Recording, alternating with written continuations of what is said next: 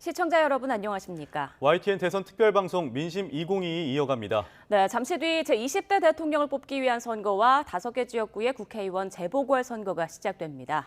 코로나19 확진자와 격리자는 저녁 6시 이후 일반인 유권자와 동일한 방식으로 투표하게 됩니다. 네, 지금 중앙선거관리위원회와 투표소 2곳에 취재기자가 연결돼 있는데요. 네, 먼저 중앙선거관리위원회 조수영 기자, 선관위 현장 분위기 어떻습니까? 네, 저는 지금 중앙선거관리위원회 현장에 나와 있습니다. 잠시 뒤 오전 6시부터 제20대 대통령을 선출하기 위한 투표가 전국에서 시작됩니다. 이곳 상황실 직원들도 분주하게 움직이고 있는데요. 이번 투표는 전국 14,000여 개 투표소에서 일제히 진행됩니다. 이번 20대 대선에 참여할 수 있는 유권자 수는 4,419만 7천여 명입니다. 이 가운데 1,632만 3천여 명이 사전투표를 통해 소중한 한 표를 행사했습니다. 이번 대선은 사전투표율이 36.93%로 역대 최고치를 기록했습니다. 최종 투표율이 80%를 넘을지 주목되는 가운데 코로나 확산 규모 그리고 사전투표에서 드러난 선관위의 확진자 투표 부실 관리 논란 등이 변수가 될 전망입니다. 앞서 사전투표 과정에서 불거졌던 대리투표 문제, 대기 혼선 등을 방지하기 위해 선관위는 오늘 투표에서 확진자와 격리자 모두 직접 투표하는 방식을 채택했습니다. 확진자용 기표소를 없애고 일반 유권자와 동일한 투표함을 사용하는 겁니다. 다만 확진자와 격리자는 일반 유권자 투표가 마감되는 저녁 6시부터 7시 30분 사이 투표에 참여할 수 있습니다. 보건소에서 받은 투표 안내 문자 원본을 투표 사무원에게 보여줘야 하고요. 투표를 위해 오후 5시 50분부터 외출할 수 있고 교통약자는 5시 반부터 가능합니다. 선관위는 7시 반까지 투표에 도착한다면 투표할 수 있도록 했습니다. 투표율은 잠시 뒤 오전 7시부터 저녁 6시까지 매시간 발표되고 7시 반 기준으로 한 차례 더 발표됩니다. 선관위는 저녁 8시 반쯤 잠정 투표율이 나올 것으로 보고 있지만 확진자 투표 상황에 따라 더 지연될 가능성도 있습니다. 특별한 변수가 없다면 내일 새벽 2, 3시쯤 당락의 윤곽이 드러나고 개표는 아침 6시에서 7시쯤에 마무리될 것으로 예상되고 있습니다. 오늘 투표는 사전투표와 달리 주소지 관할 투표소에서만 할 수 있습니다. 주민등록증이나 면허증, 여권 등 사진이 부착된 신분증을 지참해야 합니다.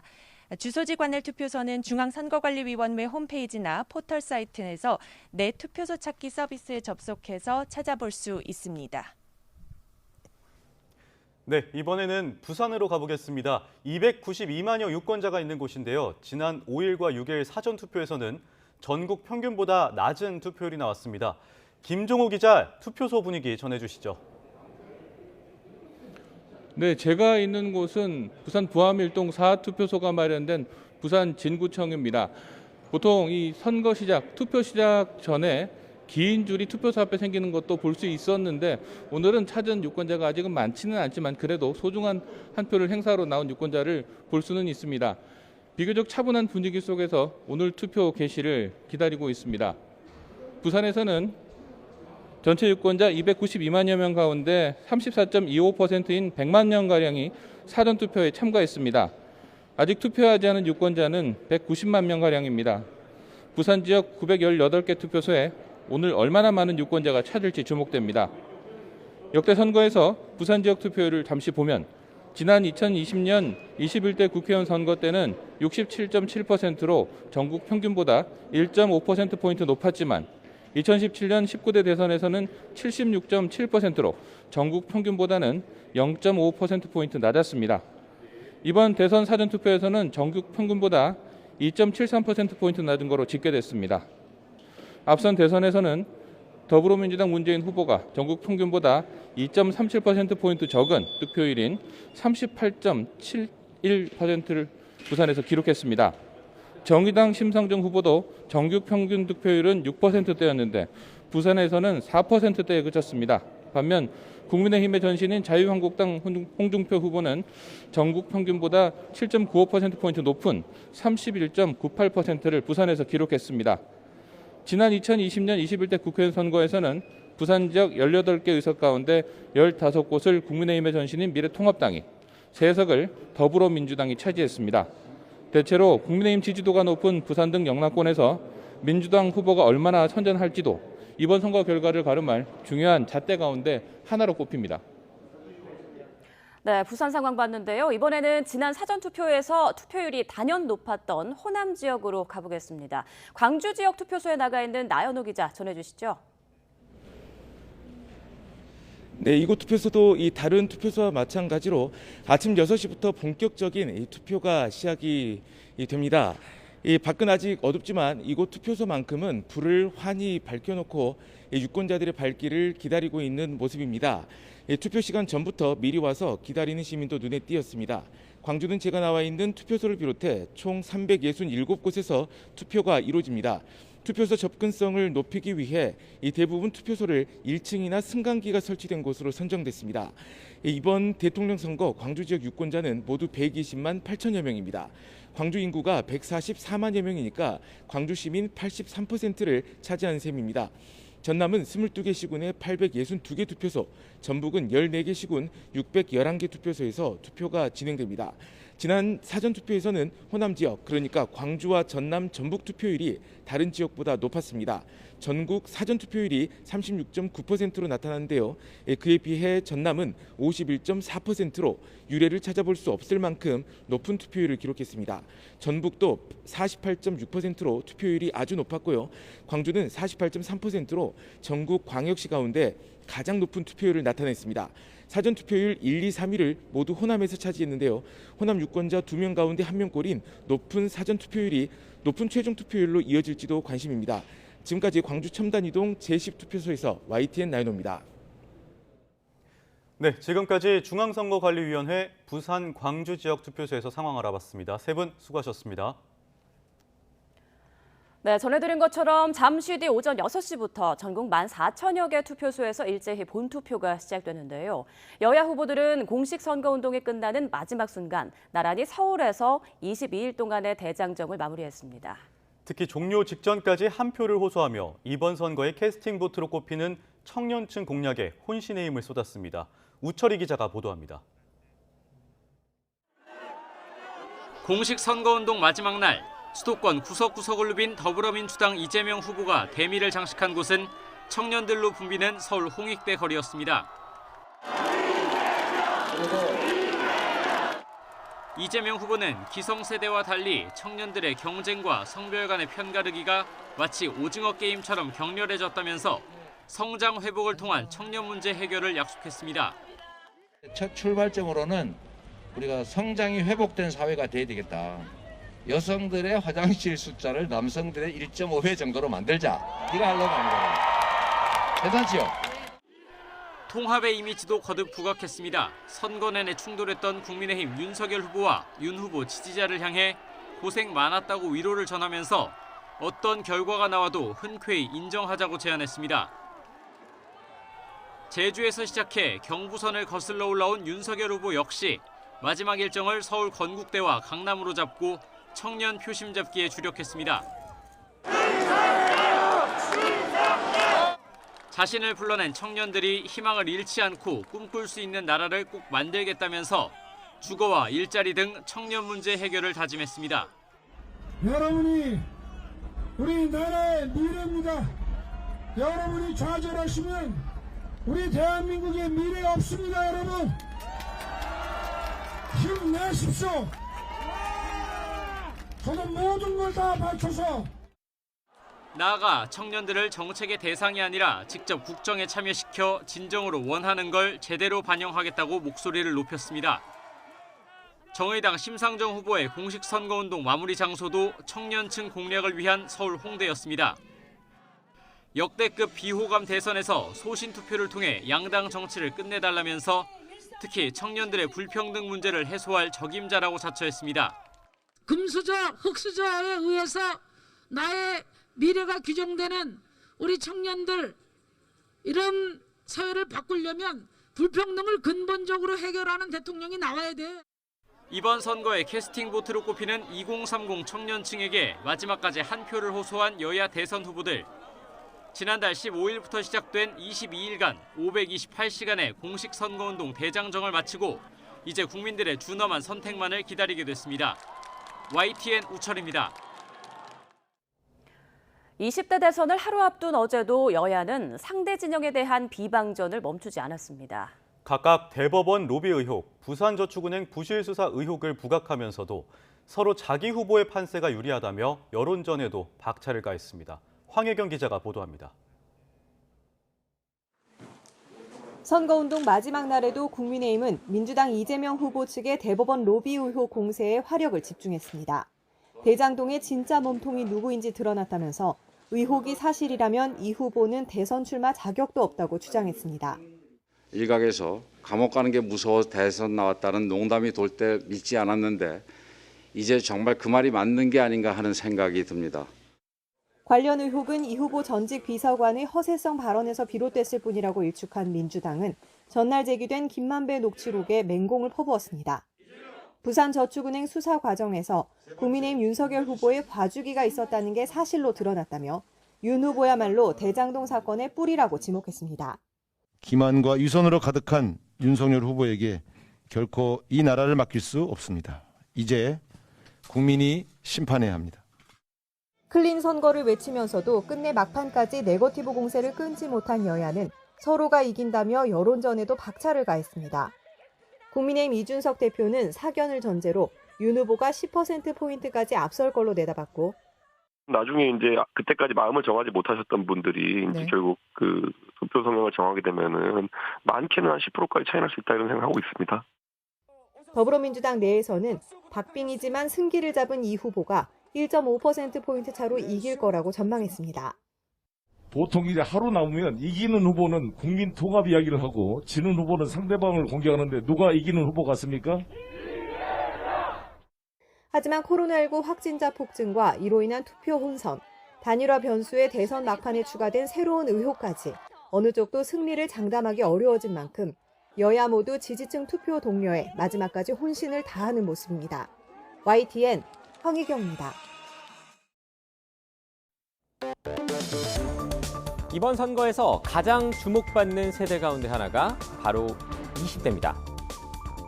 같은 20대지만 성별에 따라 2대 남, 2대 녀라는 이름까지 붙일 정도로 차이를 보이고 있습니다. 먼저 2대 녀를 볼까요? 과거 민주당에 대해 높은 지지를 보내왔던 2대 녀들. 하지만 최근 2대 녀들은 앞서 민주당 소속 고위직 인사들이 벌인 각종 성추문, 그리고 그에 대한 당의 대응에 실망한 모습입니다. 그렇다고 국민의힘으로 대변되는 보수 정당을 열성적으로 지지하는 것도 아닙니다. 이에 따라 지난 서울시장 재보궐선거에서 제3지대 후보에게 15%나 지지를 보냈습니다. 이대녀의 이번 투표 결과를 쉽게 예측하기 어려운 이유입니다. 반면 2대 남들이 가지고 있는 현 정권에 대한 분노는 2대 녀들보다 더 강해 보입니다. 오세훈 국민의힘 서울시장 후보에게 70%가 넘는 표를 몰아준 것이 그 예입니다. 상당수 이대남들은 현 정권과 여당이 공정하지 못한 데다 여성의 편만 드는 것이 아니냐고 비판합니다. 보수 야당의 우세가 점쳐지는 부분인데요. 그렇다고 이것을 20대 남성의 보수화라고 단순히 설명하기는 어렵다는 지적도 많습니다. 현 정권이 청년, 일자리, 주거, 복지 등에 있어서 만족시키지 못했다는 점이 근본적 원인이라는 겁니다. 이대 여에 대해서도 공통적으로 적용할 수 있는 설명입니다. 결국 이번 선거를 앞두고 각 정당, 각 후보가 얼마나 20대 남성과 여성의 목소리를 듣고 이해하고 적극 반영하고자 했는지에 따라 20대의 마음이 움직였을 것으로 보입니다. YTN 김주영입니다. 이재명, 윤석열 두 양강 후보는 지난 3일 공표금지 직전 마지막으로 발표된 여론조사에서도 우열을 가늠할 수 없는 초박빙 양상을 보였습니다. 결국 중도층과 부동층 표심이 향배를 가릴 걸로 보이는데 대선 막판 후보들의 단일화가 어떤 영향을 미쳤을지도 관심입니다. 정유진 기자의 보도입니다. 여론조사기관 4곳이 지난달 28일부터 사흘간 안철수 대표를 포함한 다자대결 판세를 조사한 결과 이재명, 윤석열 두 후보는 지지율 40%로 격차 없는 동률을 이뤘습니다. 문화일보 의뢰로 엠브레인 퍼블릭이 지난 1일부터 이틀간 진행한 조사를 보면 안 대표를 제외한 가상 양자 대결에서도 두 사람 격차는 오차 범위 아닌 0.9%포인트에 불과했습니다. 선거법상 여론조사 공표가 금지되기 직전인 지난 2일까지 이뤄진 조사에서도 승부의 추가 팽팽한 균형을 맞춘 겁니다. 양진영이 최대로 결집한 상태에서 20% 안팎으로 추정되는 중도 부동층의 결정이 결국 대선을 판가름할 것으로 보이는데 투표 엿새 전 극적으로 성사된 야권 후보 단일화가 이들 표심에 얼마나 영향을 미쳤을지가 관건입니다. 국민의힘은 윤석열 후보의 선명한 집권 비전에 안철수 대표의 경륜과 과학기술 역량이 결합해 완벽한 정권교체 시너지를 이뤘다고 자신하고 있습니다. 저와 함께 더 좋은 나라를 위해 진격할 우리 안철수 대표를 한번 연호해 주십시오, 여러분.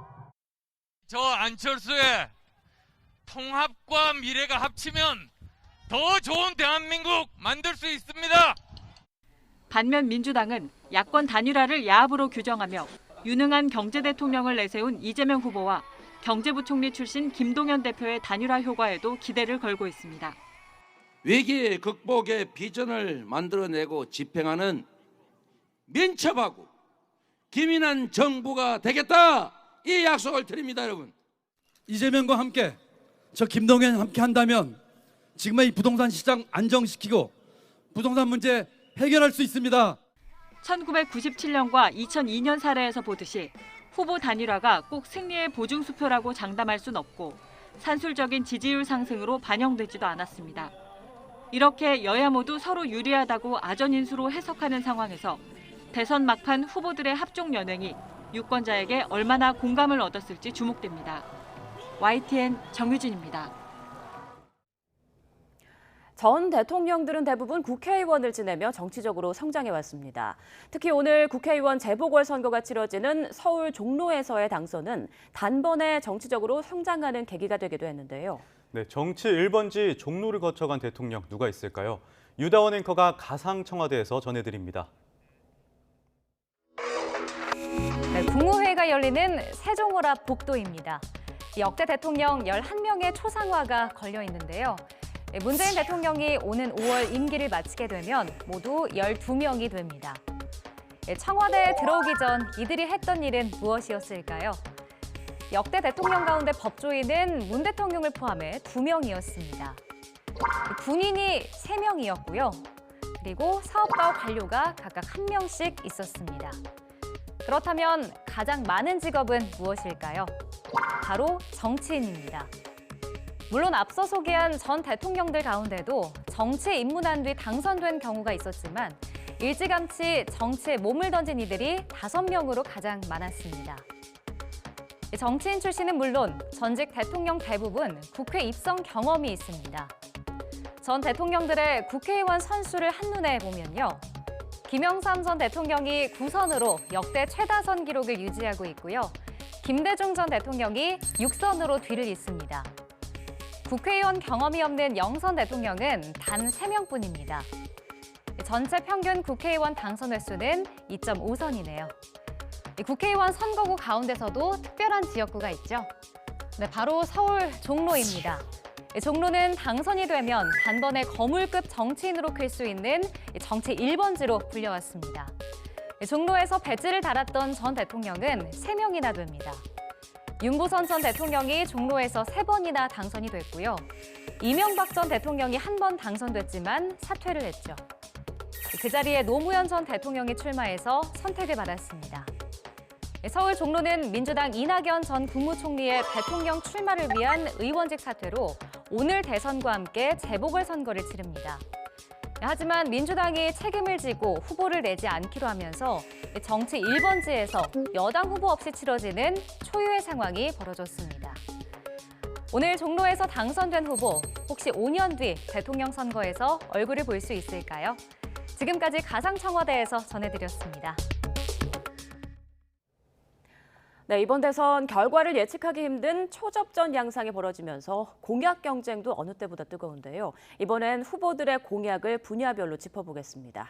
코로나19로 피해가 극심했던 소상공인을 잡기 위한 후보들의 지원책이 쏟아졌고 노동계 표심을 잡기 위한 노동시간 단축 공약도 경쟁적으로 내놨습니다. 후보들의 목소리로 직접 들어보겠습니다.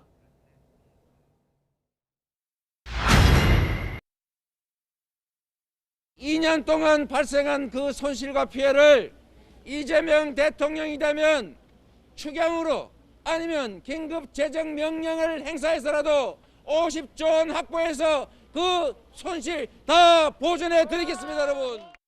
한 50조 원 정도의 규모의 손실보상 기금을 만들어서 그것을 피해의 정도에 따라서 균등하게 그런 식의 손실보상이 반드시 필요하다고 생각합니다. 당연히 그 손실보상은 그 소상공인의 헌법적인 권리입니다.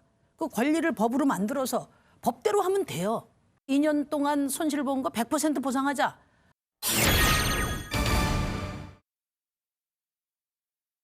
청년들이 장시간 노동, 크런치 타임 뭐 이런 것 때문에 죽어가고 있습니다. 요즘은 4.5일제를 시범적으로 하자 이렇게 하고 있는데 뭐 노동 시간이야 단축하면은 싫어할 사람이 없습니다만은 우리 경제 산업의 현실을 감안해서 해야 될 문제 아니겠습니까? 우리나라가 세계 10위권의 선진국인데 주4일제 대열에 동참해야 되지 않겠습니까?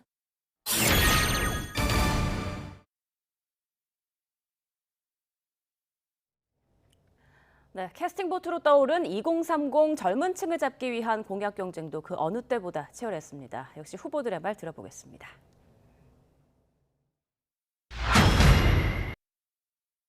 전 생애 중에서 청년이 제일 지원 못 받고 있습니다. 그게 청년 기본소득입니다. 역량 개발에 기회를 주는 것이죠. 청년들이 월급을 받아서 뭐 정기예금 같은데 저축이라도 하면은 정부가 거기에 매칭해가지고 돈을 넣어준다든지 그런 뭐 청년 그런 도약 계좌 같은 거를 만들어가지고 청년들의 격차가 사실 부모 지원 여부에 가장 크게 의존되고 있기 때문에 출발선을 동등하게 하는 청년 기초 자산제를 도입을 합니다.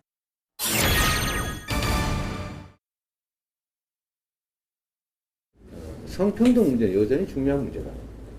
그래서 그냥 여성 이래 하지 말고 성평등 가족부 이런 걸 하자. 이제 여가부는 시대적 소명을 다 했고 새로운 방식으로 우리가 불평등과 차별에 대응해야 된다. 그 여성가족부를 성평등부로 개편해서 명실상부한 성평등의 책임부처가 될 수 있도록 그 권한과 예산을 강화할 겁니다.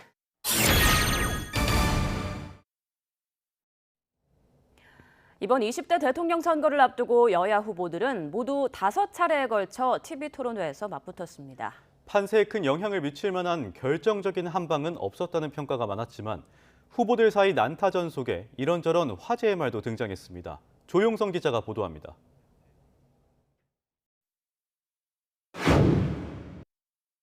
TV 토론회장을 가장 뜨겁게 달군 건 역시 대장동 개발 의혹이었습니다.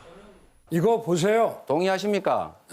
지금까지 동의하십니까? 다수당으로서 수사도 다 회피하고 동의하십니까? 지금 뭐 대통령 선거가 국민학교 애들 반장 선거입니까?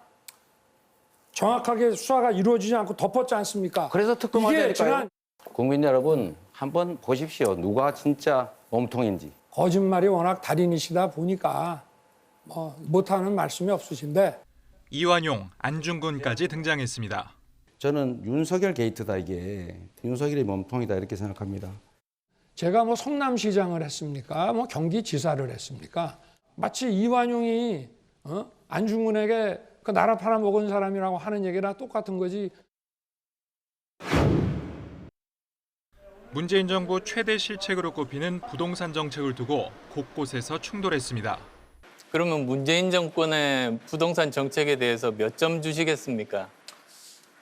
점수를 숫자로 먹이기는 어려운데 매우 잘못된 부족한 정책이었다. 그래서 저희가 여러 차례 사과드렸습니다.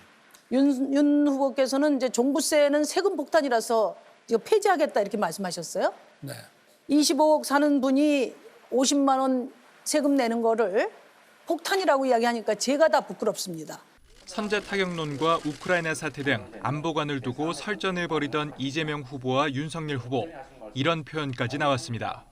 시중에 후보는 이런 얘기 있어요. 우리 후보님 그 빙하 타고 온 둘리 같다. 혹시 들어보셨어요? 그 정상적인 그 질문을 하시죠. 팩트에 근거해서. 거친 비방전 속에 배우자 의혹도 격한 공방의 대상이 됐습니다.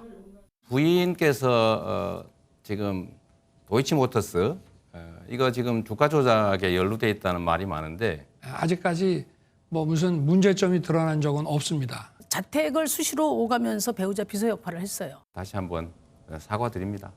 이재명 후보와 윤석열 후보, 두 양강 후보의 난타전이 주로 주목을 받았지만 삼지대 후보들의 활약도 눈길을 끌었습니다. 청장만 외치는 MB 아바타 경제 가지고 미래를 열 수 있나 이런 질문을 드립니다.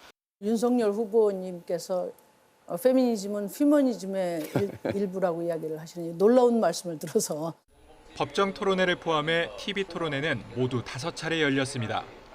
그러나 후보들의 면면을 꼼꼼히 들여다보기에는 턱없이 부족했다는 지적도 있는 만큼 개선 마련도 필요해 보입니다.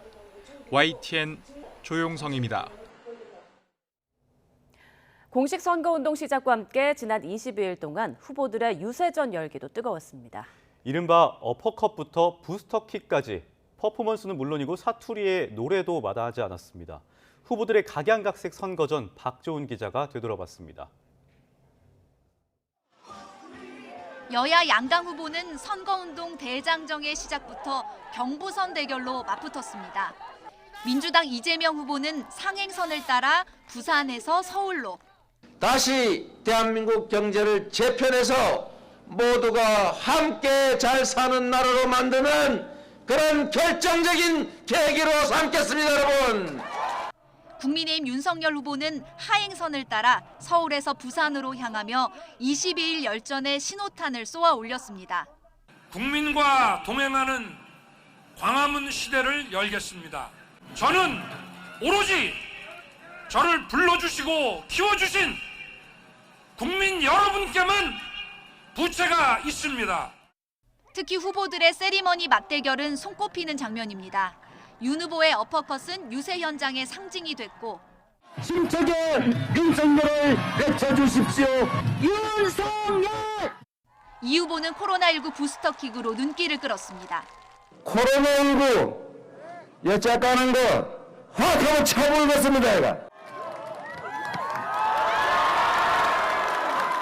정의당 심상정 후보는 전태일의 풀빵 정신을 담은 붕어빵 모자로 유세전에 뛰어들었습니다.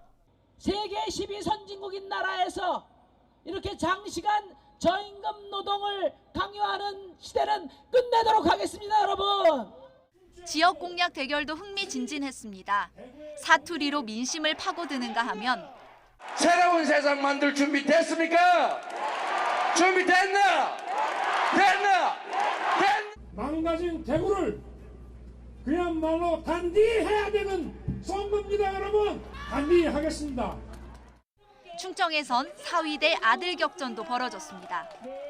이서방 이 후보는 큰절에 노래까지 부르며 장인 장모 표심에 다가갔고, 천등산 박달재를 올가남는 어린이만. 아들 윤 후보는 충청을 뿌리로 내세우며 민심 쟁탈전을 벌였습니다. 제가 충청의 아들이고 공주의 아들 아닙니까, 여러분? 지난 22일 동안 전국을 누비며 각양각색 열띤 선거전을 벌인 후보들은 이제 민심의 선택만을 기다리고 있습니다. YTN 박조은입니다.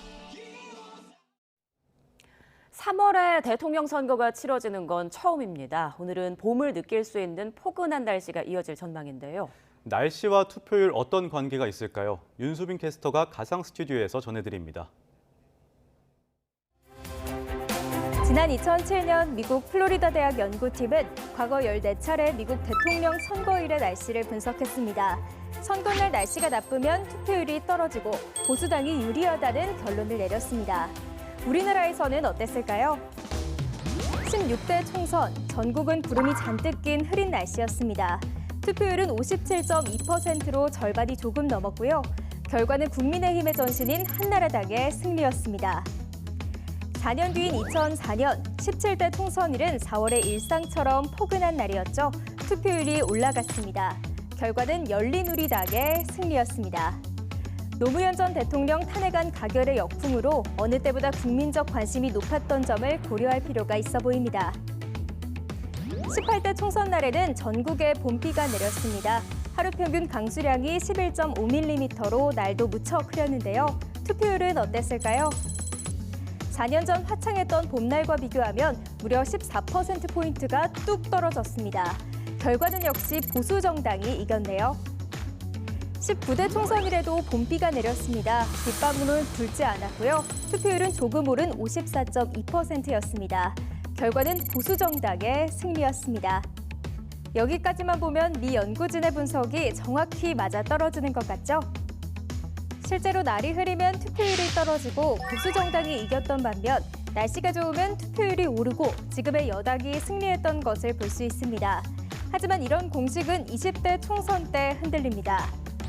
20대 총선일은 흐렸고 일부 지역에서 비가 왔지만 투표율은 조금 올라갔습니다. 결과는 진보 정당이 한 석을 더 가져가 간신히 이겼습니다. 21대 총선, 날씨는 좋았지만 코로나19 바이러스 유행 속에 투표율이 크게 떨어질 것이라는 우려가 있었습니다. 하지만 기우였습니다.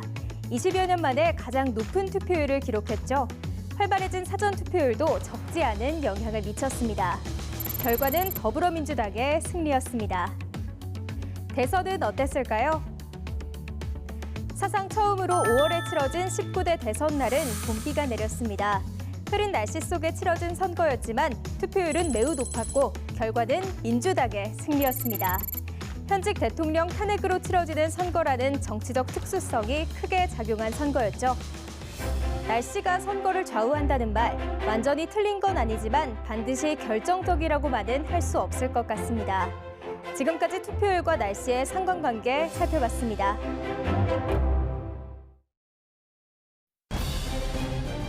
(5월 10일부터) 이 자리의 주인이 될 새 대통령. 어떤 권한을 갖게 될까요? 우선 행정부 수반으로 각 분야 행정 처리를 위한 법령 집행권이 있고요.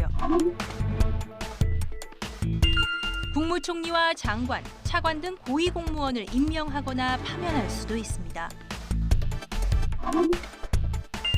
군 통수권자인 대통령, 60만 국군을 통솔하고 지휘할 수 있고요. 대한민국을 대표해 외국과 조약을 맺거나 사절을 보낼 수도 있습니다.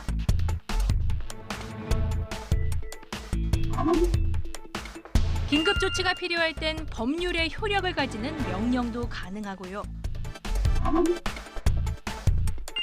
국가 비상사태 땐 군 병력으로 공공질서를 유지하는 계엄 선포권도 있습니다.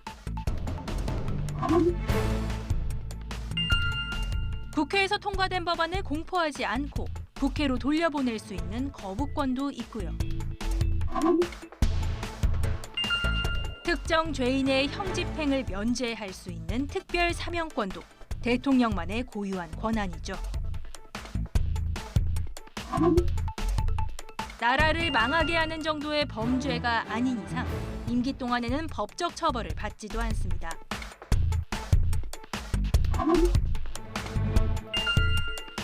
마지막으로 외교나 국방, 통일 등 국가 안위와 관련된 중요한 사안을 국민투표에 붙일 수도 있습니다. 이렇게 막강한 권한을 가지다 보니 제왕적 대통령이라는 비판도 매번 나오는데요. 이번 대선 후보들은 어떤 공약을 내놨을까요? 이재명 후보는 권력이 분산된 4년 중임제를, 윤석열 후보는 청와대 해체와 광화문 집무실 공약, 심상정 후보는 슈퍼히어로 대통령 시대를 끝내겠다고 약속했습니다. 국민의 권한을 위임받을 새 대통령은 누가 될까요? 제20대 대통령 선거날인 오늘 일정입니다. 20대 대통령 선거 본투표 오늘 아침 6시부터 시작됐습니다. 사전투표 때와 달리 유권자들은 반드시 지정된 투표소에서 투표해야 하며 주민등록증과 여권 등 사진이 첨부된 신분증을 지참해야 합니다. 또 코로나19 확진자와 격리자는 오후 6시 이후 일반 유권자들이 투표를 마치고 모두 투표소를 퇴장할 때까지 별도의 장소에서 대기하다가 저녁 7시 반까지 투표할 수 있습니다. 확진자의 경우 신분증 외에도 외출 안내 문자, 확진 격리 통지 문자 또는 입원 격리 통지서 등을 반드시 지참해야 하며 저녁 7시 반까지 투표소에 도착하기만 하면 마감 시각이 지나도 투표할 수 있습니다. 중앙선거관리위원회는 제20대 대통령 선거 투표의 개표가 오늘 저녁 8시 10분쯤 시작될 것으로 예상했습니다. 중앙선관위는 코로나19 확진자와 격리자 투표가 끝나는 저녁 7시 반 이후 투표함을 이송하게 된다고 밝혔습니다. 이에 따라 선관위는 개표 개시 시점은 저녁 8시 10분, 첫 관내 사전투표함의 개표 결과 공표 시점은 밤 9시쯤이 될 것으로 전망했습니다. 또 개표가 순조롭게 진행될 경우 내일 새벽 1시 전후에 당선인 윤곽이 나올 것으로 내다봤습니다.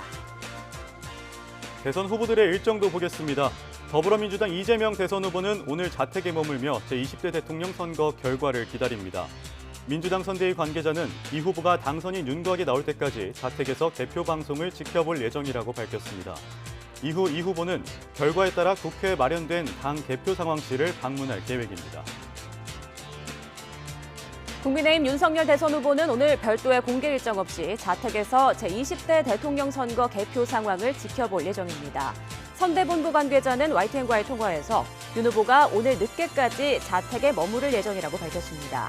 이어 어느 정도 개표가 이뤄진 뒤 국회 도서관에 마련된 당 개표 상황실을 방문할 것으로 보인다고 설명했습니다. 정의당 심상정 대선 후보는 20대 대통령 선거일인 오늘 고 노회찬 전 의원 묘소를 참배합니다. 이후 출구조사 발표를 앞두고 저녁 7시쯤 당 개표 상황실에서 당 관계자들과 함께 결과를 지켜볼 예정입니다. 이에 앞서 오늘 새벽에는 마지막 선거운동을 마친 뒤 울진 삼척 산불 진화 지원 업무에 나섰다가 순직한 고 고은호 소방관을 조문하기도 했습니다.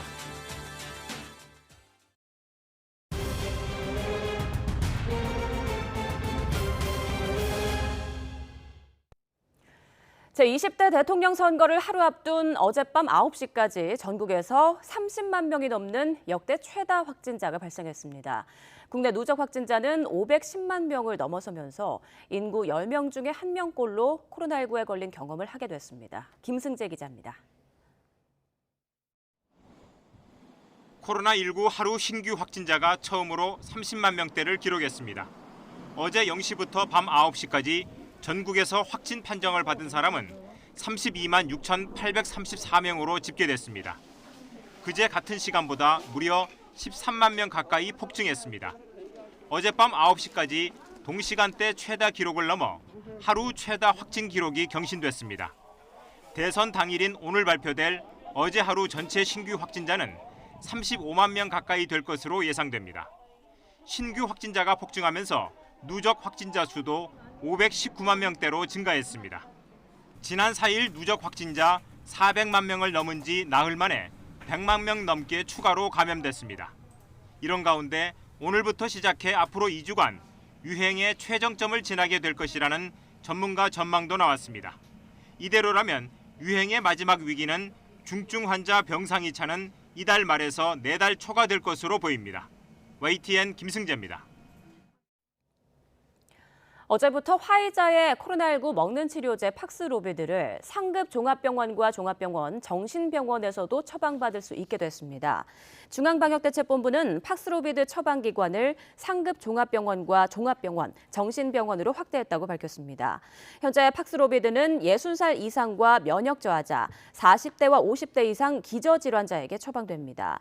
또 처방은 생활치료센터와 요양병원과 시설, 감염병 전담병원, 호흡기 전담 클리닉, 코로나19 지정 진료 의료기관 등에서 가능했습니다. 오미크론 확산으로 학생과 교직원 감염자가 급증하고 있지만 전국 학교의 88%는 전면 등교를 유지하고 있는 것으로 나타났습니다. 교직원 확진도 잇따르면서 대체 인력 찾기에 비상인 가운데 서울과 경기에서는 확진 교사가 원격 수업을 하는 일까지 벌어지고 있습니다. 신현준 기자입니다. 지난 2일 새학기 개학 이후 엿새간 학생 확진자는 17만 4천여 명, 하루 평균 2만 9천여 명꼴입니다. 지난해 학생 32만 명이 확진됐으니까 엿새 만에 지난해 확진자의 절반 이상이 나온 셈입니다. 이딴 교내 감염에 원격 수업으로 전환한 학교도 급증했습니다. 개학 첫날 106곳이던 원격 수업 학교는 334곳으로 3배 넘게 늘었습니다. 전면 등교 기조는 계속 유지되고 있습니다. 전체 학교의 88.1%가 전면 등교 수업을, 9.6%는 등교와 원격 수업을 병행하고 있습니다. 등교 수업을 받는 학생은 482만 명으로 82%에 달합니다. 오미크론 상황 속에서 학교가 빠르게 학사 운영에 적응하고 있고 등교 수업을 운영해야 한다는 등의 동의 정도가 높은 것으로. 교직원 확진자도 하루 평균 2,400명 넘게 나오면서 대체 인력 찾기에 비상이 걸렸습니다. 교육청별로 교사 대체 인력풀을 마련해놨지만 역부족입니다. 한시적으로 계약제 교원의 채용 조건을 완화한 바 있습니다. 외부 인력뿐 아니라 휴직 및 파견 교사도 본인이 희망하면 대체 교원으로 참여할 수 있도록. 서울과 경기교육청에서는 본인이 동의하고 증세가 가벼우면 확진된 교사가 재택 원격 수업을 할 수 있도록 하는 비상책까지 꺼내들었습니다. 대체 교사를 구할 수가 없어서 어쩔 수 없는 상황에서 나선 상황을 학교별로 이런 게 강요가 될까 봐 좀 우려스러운 상황이고요. 이번 주 새학기 적응 기간이 끝나고 다음 주부터 등교 수업이 본격화되면 학생과 교직원 확진자가 더 늘어날 수 있어 학교 현장의 어려움은 계속될 전망입니다. YTN 신현주입니다.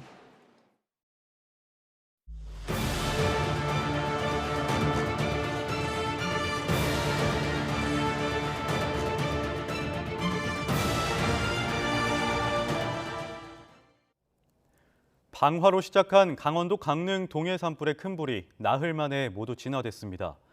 강릉 동해 산불 통합현장 지휘본부는 어제 오후 7시를 기해 강릉 동해 산불의 주불 진화를 마무리하고 잔불 정리와 뒷불 감시 체제로 들어갔다고 밝혔습니다. 산림당국은 지난 5일부터 진화 헬기 106대와 인력 11,000여 명을 투입해 진화 작업을 벌였습니다. 이번 산불로 지금까지 주택과 창고 등 190여 동이 불에 타고 이재민 110여 명이 발생했으며 산림 4,000헥타르가 소실됐습니다. 강릉 동해 지역의 큰 불은 나흘 만에 겨우 잡혔지만 아직 안심하기는 이릅니다. 숨어있는 잔불이 살아나서 재발화할 위험이 크기 때문인데요. 땅속 불씨는 일주일 이상 살아남을 수 있기 때문에 산림당국이 긴장을 늦추지 못하고 있습니다. 송세혁 기자입니다. 화마가 휩쓸고 간 산 중턱. 하얀 연기가 피어오르더니 순식간에 불길이 다시 거세게 타오릅니다.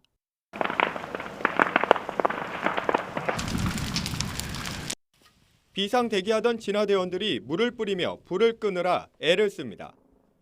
이처럼 큰 불길이 잡혀도 잔불은 언제든 되살아날 수 있습니다. 산비탈 곳곳에서 희뿌연 연기가 끊임없이 뿜어져 나오고 있습니다. 열기도 느껴지는데요. 안쪽에 아직 꺼지지 않은 불씨가 남아있다는 얘기입니다. 낙엽층 아래나 땅속 불씨는 400도 이상 올라가는데 최대 일주일 이상 살아남을 수 있습니다. 특히 산림이 바짝 메마른 상황에서 바람이 조금이라도 불면 재발화 위험은 더 커집니다. 바람이 불면 이렇게 잎들이 이렇게 들쳐지면서 산소가 공급이 되잖아요. 불완전 연소됐던 애들이 산소 공급을 해서 완전 연소가 되기 위해서 다시 재발화되는 경우라고 보시면 되거든요. 이 때문에 불에 탄 자리는 연기가 안 나도 낙엽층이나 땅속의 숨은 불씨를 찾아내 완전히 제거해야 합니다. 잔불 진화는 면적이 크고 100% 인력으로 해야 되기 때문에 최소한 열흘에서 20일 정도로 예상하고 있습니다. 간절한 비 소식은 오는 일요일쯤에나 예보된 데다 이 비도 건조특보를 해제시킬 만큼 강수량을 기록할지 미지수입니다. 산림당국은 잔불과 뒷불 감시 인력을 산불 피해 현장 곳곳에 배치하고 추가 산불 예방에 총력을 기울일 방침입니다. YTN 송세혁입니다.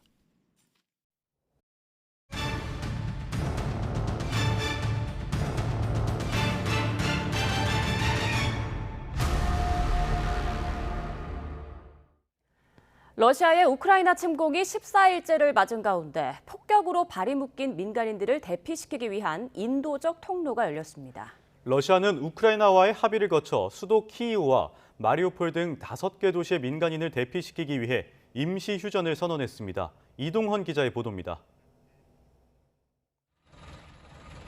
러시아의 침공 이후 포성이 멎을 날이 없었던 우크라이나 동부 도시 수미에 잠시나마 평화가 찾아왔습니다. 폭격에 발이 묶인 민간인들을 안전하게 대피시킬 인도적 통로가 열리자 수미 시민들이 버스에 오르고 있습니다. 현지 시각 8일 오전 10시 임산부와 고아 등을 태운 버스 행렬을 시작으로 시민들은 수미를 떠나 우크라이나 서부에 있는 폴타바로 향했습니다. 외국인 유학생들도 피난 행렬에 포함됐습니다. 앞서 러시아 국방부는 우크라이나 시각 8일 오전 9시부터 수미와 수도 키이우 등 5개 도시에 인도적 통로를 개설한다며 임시 휴전을 선언했습니다. В целях безопасной эвакуации мирных граждан из населенных пунктов сегодня с 10 часов московского времени вводится режим тишины и открываются гуманитарные коридоры из Киева, Чернигова, Сум, Харькова и Мариуполя. 러시아는 수미와 남부 도시 마리우폴의 경우 인도적 통로로 우크라이나 서부와 러시아 쪽을 선택할 수 있도록 했지만 키이우 등 다른 곳은 러시아나 벨라루스를 통과하도록 했습니다. 우크라이나는 실효성 없는 생색내기라며 반발했습니다. Причому вони роблять так, щоб відкрився невеличкий коридор на окуповану територію, на кілька десятків людей. Не так у Росію, як до пропагандистів. 지난 5일 마리우폴 등에 열린 인도적 통로가 러시아군의 포격으로 무산된 이후 이번에 다시 열린 통로가 언제까지 계속될지는 불명확합니다. 시민들의 대피가 시작된 수미에서는 전날 밤 러시아군이 아파트를 폭격해 21명이 숨졌습니다. YTN 이동원입니다. 에브릴 헤인스 미국 국가정보국 국장은 우크라이나 저항군과 러시아군 간 긴장이 매우 높아 의도치 않게 추가로 상황이 격화할 수 있다고 예상했습니다. 헤인스 국장은 러시아가 우크라이나의 저항을 과소평가했다며 러시아의 군사작전이 부실한 계획과 사기 저하 등 어려움으로 인해 골치를 앓고 있다고 평가했습니다. 또 푸틴 대통령은 여전히 러시아가 우크라이나를 이길 수 있다고 확신하는 것 같다고 전했습니다. 볼로디미르 젤렌스키 우크라이나 대통령이 크림반도와 돈바스 문제 등 러시아와 첨예하게 대립 중인 영토 문제에 대해 협상할 의사가 있음을 내비쳤습니다. 젤렌스키 대통령은 미국 ABC 방송과의 인터뷰에서 크림반도와 돈바스 지역 미승인 공화국들에 대한 문제에 대해 논의하고 타협안을 찾을 수 있을 것으로 생각한다고 밝혔습니다. 우크라이나의 나토 가입 추진 노선에 대해선 나토가 우크라이나를 받아들일 준비가 돼 있지 않다는 것을 깨닫고 난 뒤 이 문제에 대해 냉담해졌다면서 나토는 러시아와의 대립과 충돌을 두려워하고 있다고 말했습니다. 조 바이든 미국 대통령이 우크라이나를 침공한 러시아에 대한 제재로 러시아산 원유와 가스의 수입을 금지한다고 발표했습니다. 푸틴 대통령과 러시아의 전쟁 수행에 강력한 타격을 주기 위한 것인데 가뜩이나 올라 있는 유가가 역대 최고 기록을 훌쩍 뛰어넘을 것이란 관측이 나오고 있습니다. 워싱턴 강태웅 특파원의 보도입니다.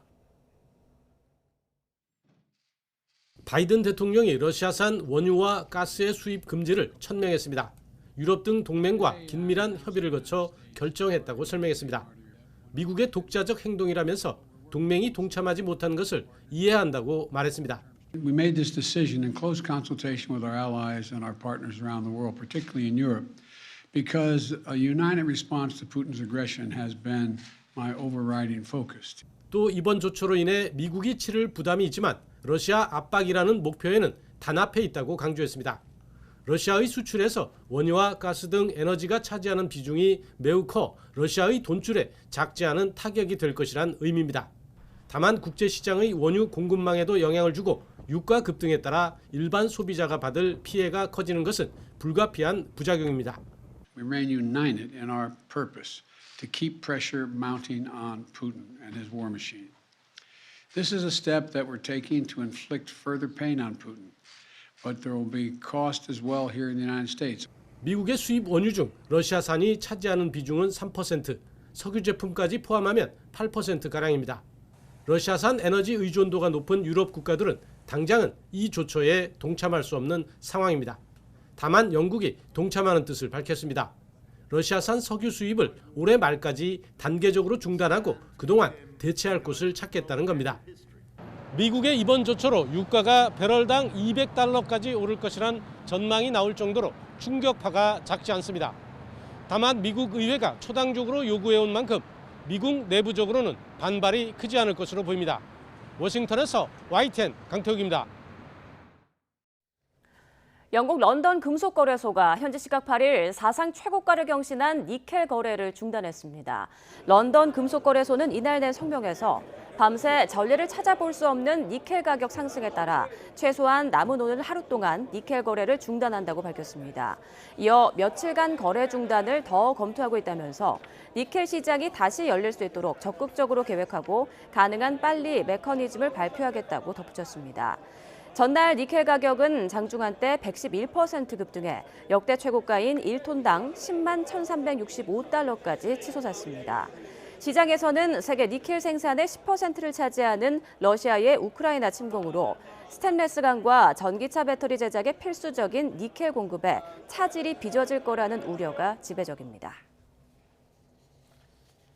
글로벌 에너지 기업 쉘이 러시아산 원유 현물과 천연가스 등의 구매를 중단하기로 했습니다. AP통신 등 외신에 따르면 쉘은 러시아산 석유와 천연가스를 구매하지 않고 주유소와 충전소 등 러시아 내 영업소도 닫기로 했다고 밝혔습니다. 쉘은 성명을 내고 원유를 비롯해 석유 제품과 천연가스, 액화 천연가스 등 모든 러시아산 석유 제품 구매를 단계적으로 중단할 예정이라고 밝혔습니다. 러시아가 자국의 제재 조치를 시행한 나라를 비우호국으로 지정하고 보복 조치를 예고했습니다. 일본은 강한 유감을 밝혔지만 미국이 제안한 러시아산 원유 수입 금지 등은 사실상 어려워 추가 제재를 놓고 고심하고 있습니다. 도쿄에서 이경화 특파원이 보도합니다. 러시아가 지정한 비우호국 명단에는 미국과 유럽연합뿐 아니라 한국과 일본 등도 포함돼 있습니다. 우크라이나 침공 이후 러시아 제재에 참가한 국가들로 앞으로 보복 조치에 나설 것임을 예고한 겁니다. 일본 정부는 러시아의 이번 결정에 강한 유감을 드러냈습니다. 日本の国民や企業に不利益が及ぶ可能性のある措置を公表したことは遺憾であり、抗議をしました。 일본 정부는 비우호국 지정이 국내 경제 등에 미칠 영향을 면밀히 분석하고 있습니다. 그러면서 러시아와 벨라루스에 대한 제재 대상을 추가했습니다. 푸틴 러시아 대통령의 측근 그리고 루카센코 벨라루스 대통령 가족을 포함한 32명과 두 나라 12개 단체에 대해 자산 동결 등을 결정한 겁니다. 하지만 미국이 제안한 러시아산 원유의 수입 금지에는 난색을 드러내고 있습니다. 기시다 총리는 에너지의 안정적 공급을 최대한 지켜야 한다며 국익을 바탕으로 생각할 것이라고 말했습니다. 러시아 사할린에서 진행 중인 석유와 천연가스 개발 사업도 유지할 방침입니다. アメリカやイギリスというのは産油国でありまして、資源のない我が国にとってはやっぱり国民生活や経済を守っていかなきゃならないという点もあります。 일본 정부는 러시아에 대한 추가 제재 가능성을 열어놓고 있습니다. 하지만 비우호국 지정 이후 러시아의 보복 수위를 가늠하기 어려운 상황입니다. 이 때문에 실질적인 압박이 될 추가 제재를 어디까지 할 수 있을 것인지 일본 정부는 고심하고 있습니다. 도쿄에서 YTN 이경아입니다. 러시아가 침공한 지 2주도 채 지나지 않아 우크라이나에서 탈출한 난민 수가 200만 명을 넘어선 것으로 집계됐습니다. 유엔 난민기구는 지난달 24일 러시아의 침공 이후 전쟁을 피해 우크라이나를 떠난 난민 수가 8일 현재 201만여 명을 기록했다고 밝혔습니다. 이 가운데 과반인 120만여 명이 인접국인 폴란드로 향했습니다. 유엔 난민기구는 유럽에서 이처럼 빠른 속도로 난민 수가 증가하는 것은 2차 세계대전 이후 처음이라며 증가세가 멈추지 않을 것이라고 우려하고 있습니다. 네, 어제 오전 9시 반쯤 서해 백령도 해상에서 남하하던 북한 선박을 쫓던 북한 경비정이 NLL을 넘었다가 우리 군의 경고 사격을 받고 퇴각했습니다. 군은 이 선박을 백령도로 예인해 조사 중인데요. 배에는 군복 등을 입은 7명이 타고 있었는데 항로를 착각했다고 진술한 걸로 알려졌습니다. 김문경 기자가 보도합니다. 백령도 항구에 짙은 갈색 모양의 배가 정박해 있습니다. 오전 9시 반쯤 서해 북방 한계선 NLL을 넘어 우리 군에 예인된 북한 선박으로 관측됩니다. 합동 참모본부는 백령도 동쪽 해상에서 용도가 확인되지 않은 북한 선박을 예인해 관계기관에서 조사 중이라고 밝혔습니다. 선박이 남하하자 북한 경비정이 뒤따라 NLL을 넘으면서 한때 긴장감이 감돌았습니다. 우리 고속정이 NLL을 1km 정도 넘은 북한 경비정을 향해 함포 세 발로 경고 사격을 했고 북한 경비정은 이후 북상했다고 군 당국이 밝혔습니다. 우려선을 빨리 돌려보내라. 돌려보내지 않을 경우 저희들의 안전을 담보할 수 없다. 우리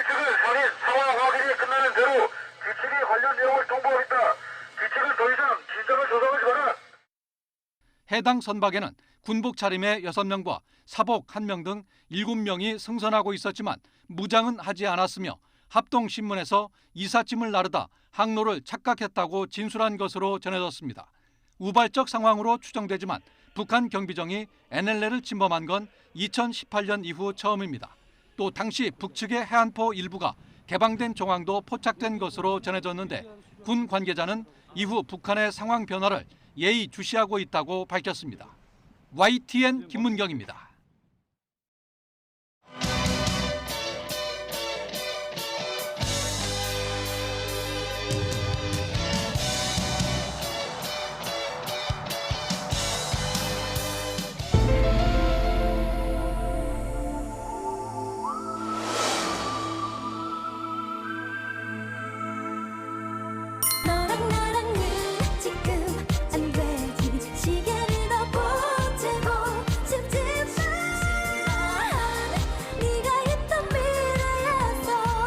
자격과 능력이 부족하다고 생각하기 때문입니다.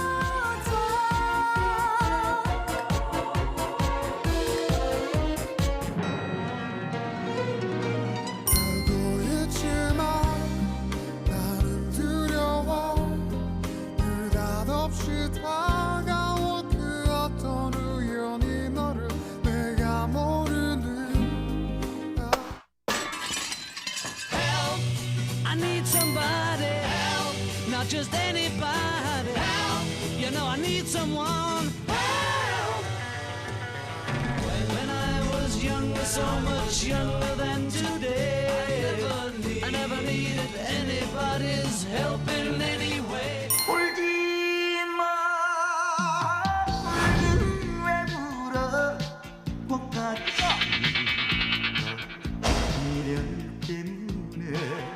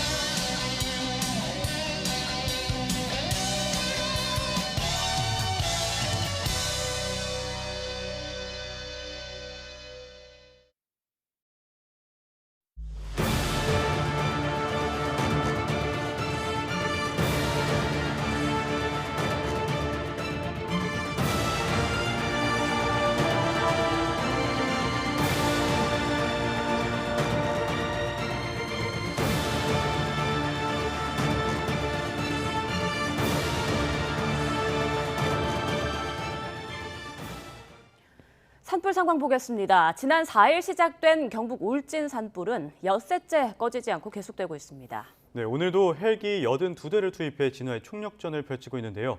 취재 기자 연결해서 현장 상황 알아보겠습니다. 이윤재 기자. 네, 경북 울진 산불 진화 지휘본부에 나와 있습니다. 네, 오늘도 헬기 82대가 투입된다고요? 그렇습니다. 이곳 울진은 여전히 매캐한 연기가 하늘을 뒤덮고 있습니다. 조금 전인 6시 45분쯤 일출과 함께 공중 진화 작전이 다시 시작됐는데요. 어제와 마찬가지로 오늘도 헬기 82대를 투입해서 진화 작업이 이뤄질 예정입니다. 산림당국은 어제까지 진화율은 65% 정도로 추산했습니다.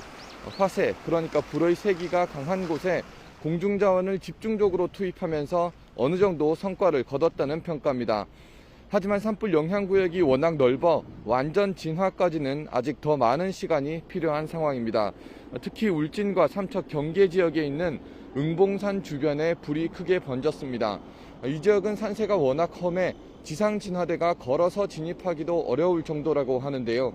이 때문에 응봉산 주변에서는 야간 진화 작업도 원활하게 이루어지지 못한 것으로 알려졌습니다. 산림당국은 오늘 이 지역에 헬기를 집중적으로 투입해 화세를 꺾는다는 방침입니다. 또 어제 소나무 일부가 타들어간 소광리 금강송 군락지에도 불이 다시 번지지 않도록 방어한다는 계획입니다. 오늘은 바람도 비교적 강하지 않아서 공격적인 진화 작업이 가능할 것으로 보입니다.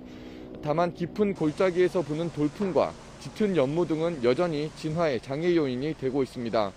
이런 가운데 여전히 340여 명은 대피소에서 피난 생활을 이어가고 있는데요. 선거관리위원회는 이재민이 생활하고 있는 울진 국민체육센터에서 거주지 투표소까지 버스를 운행해 참정권을 행사할 수 있도록 도울 예정입니다. 한편 지난 5일 방화로 시작된 강원 강릉 지역 산불은 산림 4,000헥타르를 태우고 어제 저녁 7시쯤 모두 꺼졌습니다. 지금까지 경북 울진 산불 진화 지휘본부에서 YTN 이윤재입니다. 이처럼 경북 울진 산불이 일주일 가까이 이어지면서 피해가 점점 더 커지고 있습니다. 화마가 휩쓸고 간 피해 지역 주민들은 당장 살 곳도 없고 생업조차 이어가기가 막막한 상황입니다. 이성우 기자입니다. 꿀벌 농장 곳곳이 산불로 까맣게 타버렸습니다. 창고로 사용하던 건물은 모두 무너졌고 안에 있던 각종 기계도 형체를 알아볼 수가 없습니다. 벌꿀을 분리하던 채밀기도 타버리고 곳곳이 불에 타 무너져 내린 농장에서 농장 주인은 당장 생계 걱정부터 앞섭니다. 삶의 터전을 마련하기 위해 가지고 여기에 최선을 다해가지고 노력을 했었습니다. 7년간의 노력한 비용은 빼고 들어간 비용만 한 1억 5천 되는데 정부에서 지원해 줄 수 있는 금액은 너무나 한정적이고. 산불이 휩쓴 또 다른 마을. 시설하우스를 덮고 있던 비닐은 뜨거운 열기에 녹아내렸고 고추를 심기 위해 하우스 안에서 키워놓은 모종도 불에 탔습니다. 산불이 마을을 덮치면서 주택은 물론 이렇게 시설하우스도 뼈대만 앙상하게 남았습니다. 본격적으로 한 해 농사를 준비해야 할 시기. 하지만 올해는 화마로 모든 것이 물거품처럼 사라졌습니다.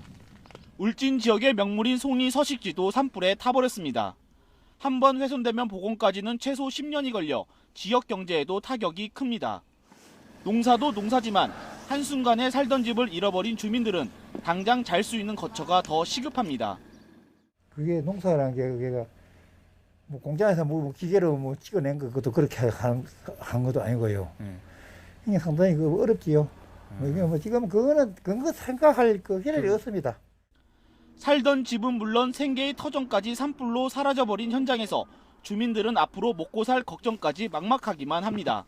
YTN 이성우입니다. 산불이 나면 가장 먼저 현장으로 달려가는 사람들이 있죠. 바로 산림청 진화대와 119 소방대원들인데요. 특히 위험을 무릅쓰고 산불 현장 가장 가까이 투입되는 각 기관 특수진화팀이 있습니다. 홍성욱 기자가 이들을 동행 취재했습니다. 깜깜한 밤 깊은 산속 시뻘건 불길을 마주한 사람들. 불꽃이 휘날리고 불길이 솟구쳐도 절대 물러서지 않습니다. 산속에서 사투를 벌이는 산림청 소속 산불재난 특수 진화대입니다. 같은 시각 민가와 맞닿은 산불 현장에서는 환동의 특수재난 대응단이 불길을 막습니다. 강풍을 타고 산을 집어삼킨 불길을 잡기 위해 물대포를 쏟아붓습니다. 대형 산불 현장 최일선에서 화마와 버리는 특수진화팀들의 악전고투는 낮에도 이어집니다. 큰 불길을 잡은 산불 현장, 특수진화대를 찾아 산을 올랐습니다. 등산로는 물론 임도도 찾아볼 수 없는 가파른 산비탈. 현장까지 수백 미터, 산 아래 차량과 이어진 호스를 끌고 가는 것도 쉬운 일이 아닙니다. 땡겨!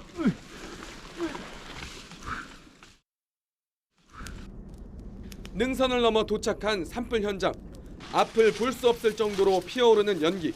가파른 경사면은 가만히 서 있기도 힘들지만 대원들은 쉴 틈이 없습니다. 이 깊은 산속 산불이 발생한 곳에 직접 올라와 불을 끄는 이 사람들, 바로 산불 특수 진화대입니다. 헬기 투입은 물론 접근조차 어려운 곳에서 항상 이렇게 묵묵히 진화 작업을 벌이고 있습니다. 물이 좀 확인해 주세요. 물이 잘 안 나오는데. 물이 안 나오네요. 지금 물 다 됐어요. 끊고 물 받아오겠습니다. 해서. 차량에 물이 떨어져 다시 채워놓는 10여 분 사이에 잠시 목을 축이는 게 전부. 점심 도시락조차 무거워 가져오지 못했고 끼니를 거르는 일도 부지기습니다. 끄는 일은 어렵지 않은데 아까도 잠깐 말씀드렸듯이 그 바람 때문에 꺼졌던 불이 다시 살아나고 더 번졌을 때 좀 많이 힘들죠. 민가 주변 진화를 마무리한 환동의 특수재난 대응단 역시 곧바로 산불 현장에 다시 들어갑니다. 강한 수압에 균형을 잃고 넘어져도 금세 다시 일어나 불길을 잡습니다. 산불 진화라든가 재난 대처는 저희들 본연의 임무이기 때문에 당연히 해야 될 거라고 생각합니다. 전 국민들이 다시 한번 각오를 다지는 그런 계기가 됐으면 합니다.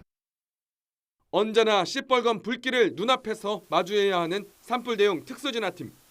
소속 기관은 달라도 산불 현장 가장 깊숙한 곳에서 오늘도 화마와 싸우고 있습니다. YTN 홍석욱입니다.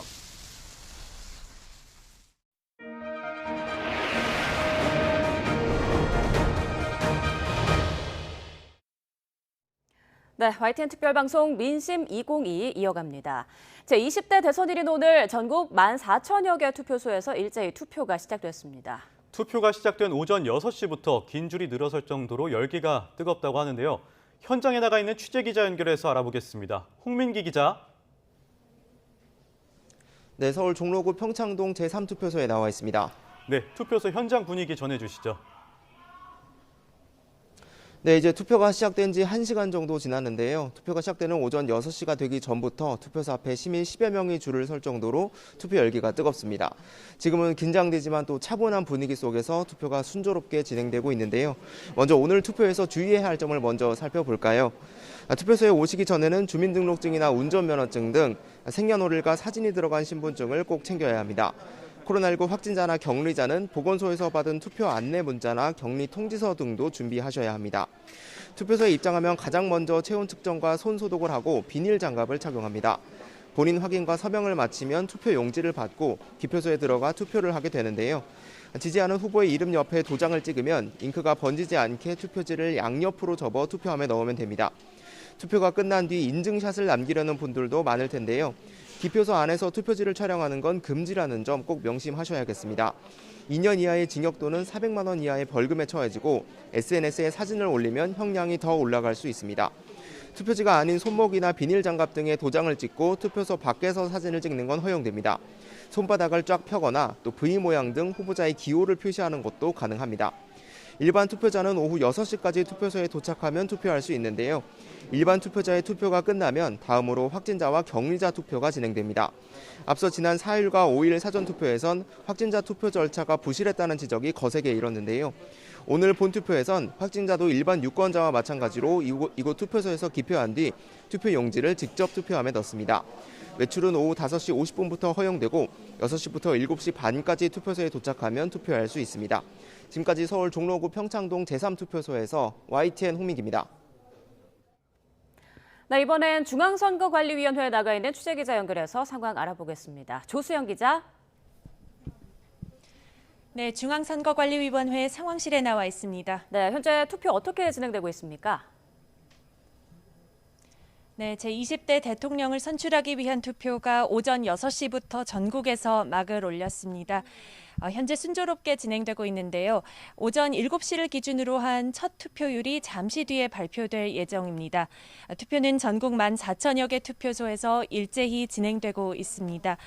이번 20대 대선에 참여할 수 있는 유권자 수는 4,419만 7천여 명입니다. 이 가운데 1,632만 3천여 명이 사전투표를 통해 소중한 한 표를 행사했습니다. 이번 대선은 사전투표율이 36.93%로 역대 최고치를 기록했습니다. 최종 투표율이 80%를 넘을지 주목되는 가운데 코로나 확산 규모 그리고 사전투표에서 드러난 선관위의 확진자 투표 부실 관리 논란 등이 변수가 될 전망입니다. 앞서 사전투표 과정에서 불거졌던 대리투표 문제 그리고 대기 혼선 등을 방지하기 위해 선관위는 오늘 투표에서 확진자와 격리자 모두 직접 투표하는 방식을 채택했습니다. 확진자용 기표소를 없애고 일반 유권자와 동일한 투표함을 사용하는 겁니다. 다만 확진자와 격리자는 일반 유권자 투표가 마감되는 저녁 6시부터 7시 30분 사이에 투표에 참여할 수 있습니다. 보건소에서 받은 투표 안내 문자 원본을 반드시 투표 사무원에게 보여줘야 합니다. 그리고 투표를 위해서는 오후 5시 50분부터 외출할 수 있고 교통약자는 5시 반부터 가능합니다. 선관위는 7시 반까지 투표소에 도착한다면 투표를 할 수 있도록 했습니다. 투표율은 저녁 6시까지 매시간 발표되고요. 7시 반을 기준으로 한 차례 더 발표됩니다. 선관위는 저녁 8시 반쯤 잠정 투표율이 나올 것으로 보고 있지만 확진자 투표 상황에 따라 더 지연될 가능성도 있습니다. 특별한 변수가 없다면 내일 새벽 2, 3시쯤 당락의 윤곽이 드러나고 개표는 아침 6시에서 7시쯤 마무리될 것으로 예상되고 있습니다. 오늘 투표는 사전투표와 달리 주소지 관할 투표소에서만 할 수 있습니다. 주민등록증이나 면허증, 여권 등 사진이 부착된 신분증을 지참해야 합니다. 주소지 관할 투표소는 중앙선거관리위원회 홈페이지나 포털 사이트에서 내 투표소 찾기 서비스에 접촉해 찾아볼 수 있습니다. 지금까지 중앙선거관리위원회 상황실에서 YTN 조수연입니다.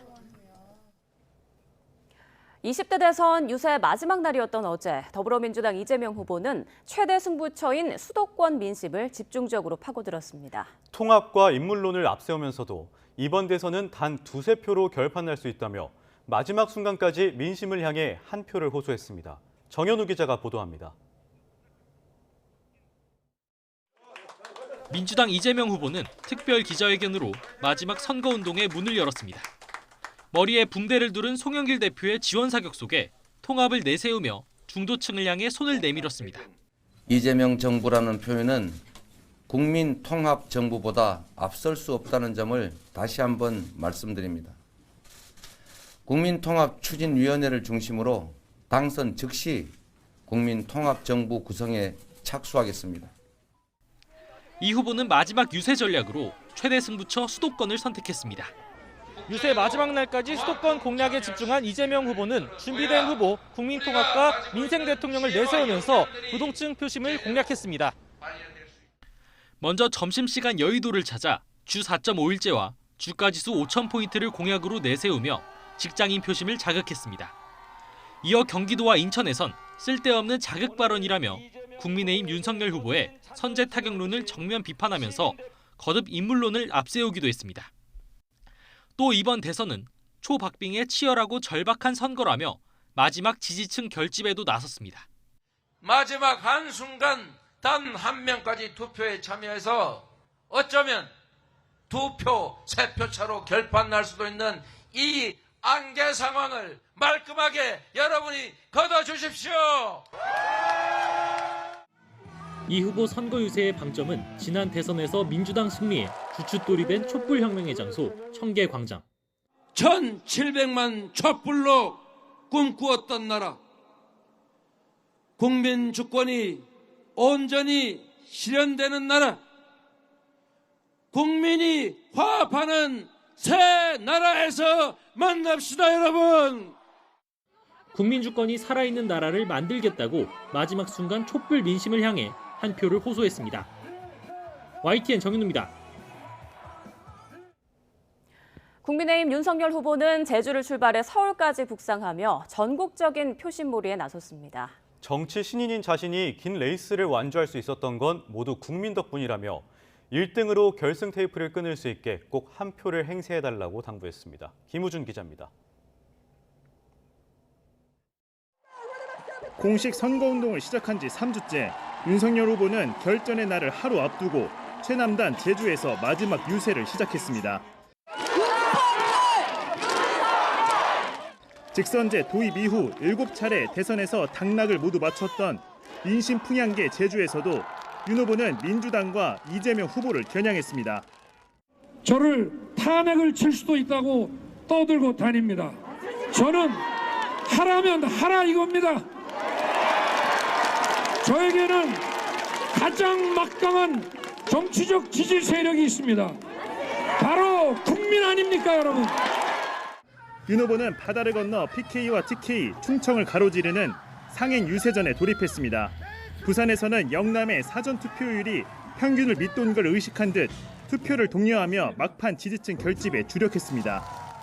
여의도의 정치 문법도 정치 셈법도 모르고 여러분의 격려와 응원으로 이 마라톤을 달려왔습니다.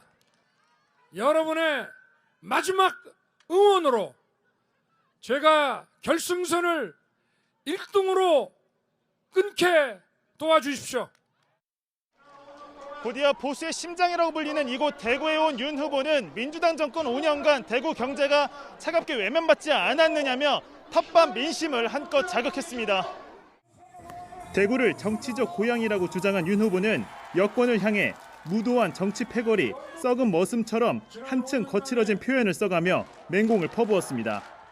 정치선언 이후 253일 윤 후보의 대장정은 서울 광장에서 정점을 찍었습니다. 자유민주주의와 법치, 시장경제, 그리고 안철수 대표의 과학과 미래를 결합해서 국민 여러분들 주인으로 편안히 모시겠습니다. 윤석열! 윤 후보는 국민의당 안철수 대표와 손을 맞잡고 합동 유세를 펼치며 정권 교체를 호소했습니다. YTN 김우준입니다. 공식 선거운동 마지막 날 정의당 심상정 후보는 서울의 대학가를 누비면서 막판 청년 세대의 지지를 호소했습니다. 덜 나쁜 후보로는 대한민국의 미래를 바꿀 수 없다며 한 사람 한 사람의 삶을 바꿔낼 자신에게 소신의 한 표를 던져달라고 호소했습니다. 송재인 기자의 보도입니다. 정의당 심상정 후보의 마지막 유세 일정은 청년 또 청년이었습니다. 고려대 앞에서 대학가 집중 유세를 시작한 심 후보는 누구는 부모님 백을 쓰고 누구는 쓰리잡을 뛰는 건 35년 양당 정치가 만들어낸 불평등 정치 때문이라고 강조했습니다. 여러분들이 유능하지 않아서 생긴 문제가 아닙니다. 35년 극단적인 불평등 정치가 여러분들의 미래를 뺏어버린 거예요, 여러분. 그런 만큼 불평등을 해소할 주체 역시 강자인 거대 양당이 아닌 약자의 편에 선 자신뿐이라며 청년들의 지지를 호소했습니다. 누가 싫어서 찍는 한 표는 결코 내 삶을 바꿀 수가 없습니다. 이번 대통령 선거를 양당 독점 정치의 마지막 장으로 만들어 주십시오. 이어 막판까지 이어진 거대 양당의 청년 성별 갈등 논쟁을 겨냥해 유일한 페미니스트 후보로서 진정한 성평등의 미래를 뚫어내겠다고 다짐했습니다. 그 중심에 있었기 때문에 윤석열 후보도 막판에 페미니즘, 휴머니즘 이야기도 하고 또 이재명 후보도 여러 가지 성평등 공약을 내고 있지 않습니까? 이대와 신촌, 마지막 홍대까지 피날레 유세 일정을 대학가로 가득 채운 심상정 후보는 미래 세대를 향해 미래 정치에 대한 소신 투표를 거듭 요청했습니다. YTN 송재인입니다. 민주당 이재명 후보와 국민의힘 윤석열 후보는 상대적으로 각각 취약한 영남과 호남 득표전에도 치열한 경쟁을 벌여왔습니다. 오랫동안 이어져온 지역 구도가 깨질지도 이번 대선의 주요 관전 포인트입니다. 윤현숙 기자가 보도합니다. 새해를 부산에서 시작한 민주당 이재명 후보는 공식 선거운동 첫 일정도 부산에서 돌입했습니다. 박정희면 어떻고 김대중이면 어떻습니까? 국민에게 도움되는 것이라면 뭐든지 하겠습니다, 여러분. 고향인 안동을 기점으로 대구, 경북 등 영남권 표심 잡기에 공을 들였습니다. 이재명은 안동에 태를 묻고 안동에 물을 먹고 안동의 곡식을 먹고 자란 안동 사람입니다. 반면 국민의힘 윤석열 후보는 역대 보수 진영 어느 대선 후보보다도 호남 민심을 파고들었습니다. 정치인들이 만들어 놓은 이 편한 지역구도 이제는 우리가 미래를 위해서 깨야 될 때가 왔습니다. 목포와 광주를 오가며 김대중 전 대통령을 한껏 띄우고 민주당과 문재인 정부를 겨냥해서는 거침없이 날을 세웠습니다. 저는 국민의힘은 지금 이재명의 민주당보다 더 김대중 정신에 가깝고 이 자유민주주의와 시장경제를 추구하는 김대중 정신을 구현하려 하고 있습니다. 상대가 전통적으로 우세를 보이고 있는 지역에서 선전해야 당선 가능성이 높아진다는 판단에 따라 여야 모두 적극적으로 험지 표심 잡기에 나선 겁니다. 실제 민주당 송영길 대표는 부산과 대구에서도 30% 이상 득표율을, 국민의힘 이준석 대표는 호남 득표율 30%를 목표로 총력전을 벌여왔습니다. 실제로 여론조사 하면은 이재명 후보님이 경북 안동 출신이다 보니까 저는 TK 경북 지역에서 30% 목표로 지금 뛰고 있는 겁니다. 네네. 부울격은 40%를 넘을 거라고 봅니다. 역사에 기록될 그 호남 지역에서의 득표율 기록이라는 것은 1이 더해질 때마다 한 표가 더해질 때마다 상당한 의미가 있다는 것을 지역민들께 꼭 알려드리고 싶습니다. 실제 올해 대선은 2030을 포함해 세대별 투표 양상이 과거와는 다르고 지역 정서가 예전만큼 견고하지는 않다는 점에서 전통적 지역구도에 균열이 생길 수도 있습니다. 하지만 최근 일부 여론조사를 보면 각 당이 제시한 목표치와는 꽤 거리가 있는 것도 사실입니다. 19대 대선에서 문재인 대통령은 대구 경북에서 20%를 간 넘겼고 18대 대선에서 박근혜 전 대통령의 광주 득표율은 겨우 7%를 웃돌았습니다. YTN 윤현숙입니다. 이번 대선의 공식 선거운동 기간 내내 후보들의 배우자들 모습은 유세장에서 찾아보기가 힘들었습니다.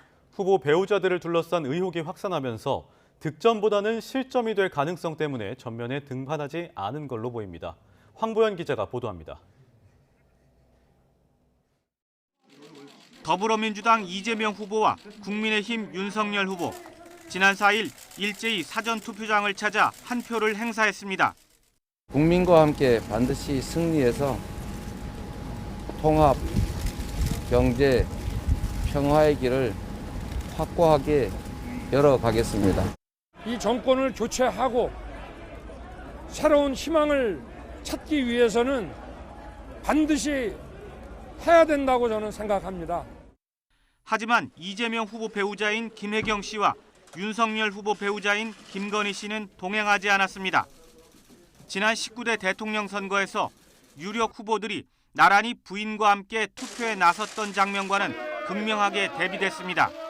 그도 그럴 것이 김혜경 씨는 과잉 의전과 법인카드 논란으로, 김건희 씨는 허위 경력과 주가 조작 의혹 논란으로 대선 전국 내내 비방전의 중심에 섰습니다. 후보도 아닌 배우자들이 앞선이 뒤선이 당사를 찾아 대국민 사과까지 하는 초유의 사태까지 벌어졌습니다. 앞으로 더 조심하고 더 경계하겠습니다. 거듭 죄송합니다.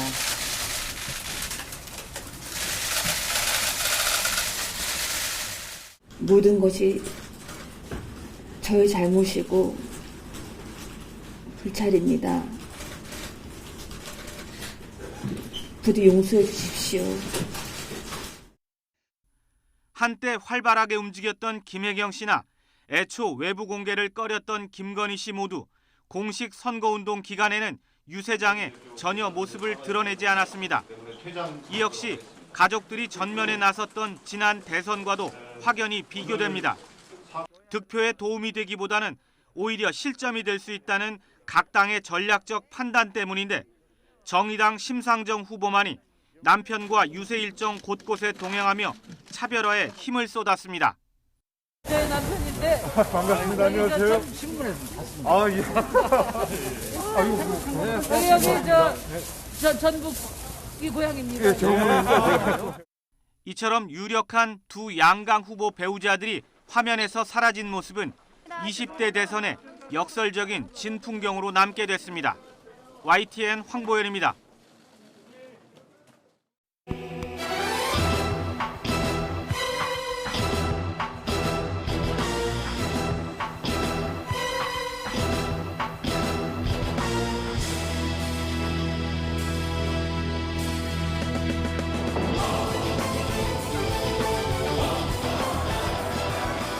보통 사람 노태우 민주화합의 새 시대가 시작되었음을 우리 함께 선언을 했습니다.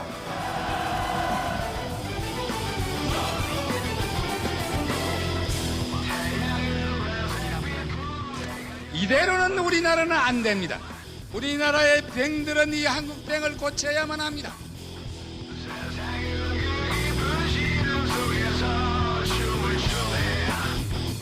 장관, 청와대 비서 이래가지고 이 경제를 막겠다고 생각하는데 여러분 제 의견에 동의하십니까?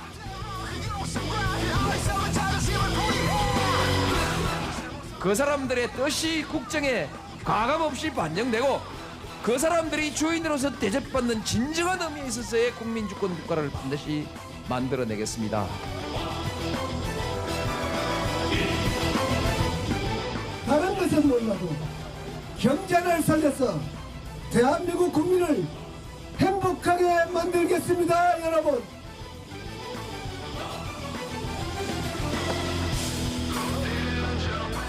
저는 정치를 시작한 지 15년이라는 세월이 흘렀습니다. 저의 모든 것을 다 바쳐서 여러분의 행복으로 보답해 드리겠습니다.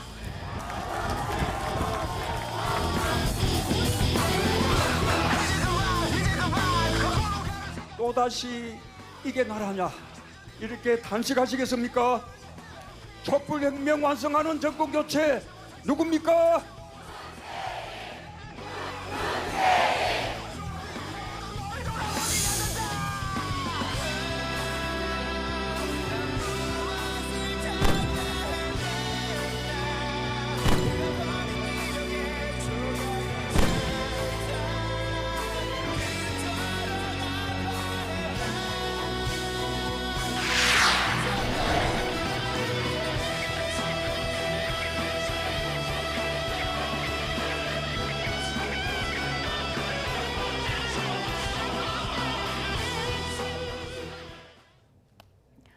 네, 이번 선거를 앞두고 그 어떤 세대보다 관심을 받고 있는 것이 바로 20대입니다.